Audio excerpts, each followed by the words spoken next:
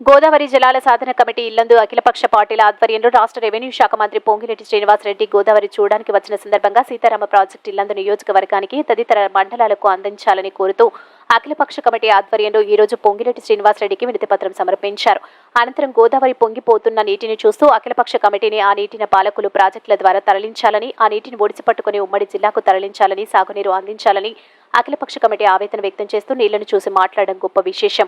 ఈ కార్యక్రమంలో మాజీ ఎమ్మెల్యే గుమ్మడి నరసయ్య, రైతు సంఘం రాష్ట్ర అధ్యక్షులు ఏపూరి బ్రహ్మం, సిపిఎం జిల్లా నాయకులు అబ్దుల్ నబీ, తెలుగుదేశం పార్టీ నాయకులు నూతలపాటి వెంకటేశ్వర్లు, న్యూ డెమోక్రసీ జిల్లా నాయకులు బానోతు రామ్ సింగ్, భారత కమ్యూనిస్టు పార్టీ సిపిఎం ఇల్లందు పట్టణ కార్యదర్శి బంధం నాగయ్య, ఐఎఫ్టియు భద్రాద్రి కొత్తగూడెం జిల్లా కార్యదర్శి షేక్ యాకూబ్ షావలి పాల్గొన్నారు. గోదావరిలో ఇన్ని నీళ్లు పోయి సముద్రంలో కలుస్తున్నాయి. వీటినన్నింటినీ ఆఫ్ చేసుకునేటువంటి ఏర్పాట్లు కానీ ప్రయత్నాలు కానీ ఏ ప్రభుత్వము చేయనటువంటిది చాలా విచారకరమైనటువంటి. మనకి నీళ్లు లేవు అంటూనే నీళ్ళ కోసం దేవురిస్తూనే పోతున్నటువంటి నీళ్ళను చూసి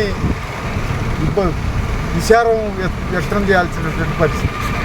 అందుకనే ఇవాళ మంత్రులు ఈ ప్రభుత్వంలో మంత్రులా, ఆ ప్రభుత్వంలో మంత్రులా, ఏ ప్రభుత్వంలో మంత్రులైనా కానీ ఎక్కడి నీళ్ళను అక్కడ ఆఫ్ చేయడం కోసం ప్రయత్నం చేస్తే ఇప్పుడు ఈ నీళ్ళు ఇది అలా ఫస్ట్ సారి అనేది కాదు, లాస్ట్ సారి అనేది కాదు.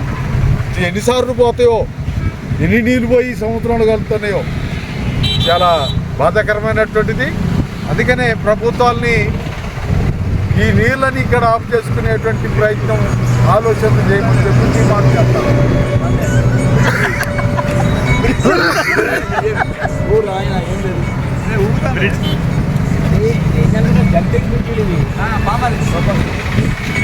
సాగరమే చేరువన ఉన్న దాహం తీరదన్నట్టు గోదావరి నీళ్లు ఈ విధంగా పోయి సముద్రంలో కలుస్తున్నాయి.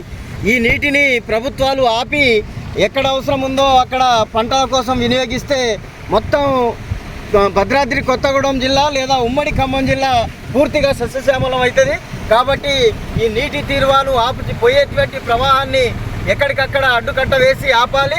తద్వారా మొత్తం సాగునీరు అందించాల్సినటువంటి అవసరం ఉంది. పాలకులు మారుతుండ్రు కానీ మన యొక్క తలరాతలు మారట్లేదు. ఇప్పటికైనా పాలకులు దీన్ని విశ్వాసంలోకి తీసుకొని తక్షణం ఈ నీటిని ఆపేటువంటి ప్రయత్నం చేయాలని, ఆ యొక్క నీటి ద్వారా ఈ యొక్క సీతారామ ప్రాజెక్టును ఇల్లందు వరకు తరలించాలని చెప్పేసి మేము కోరుకుంటున్నాం.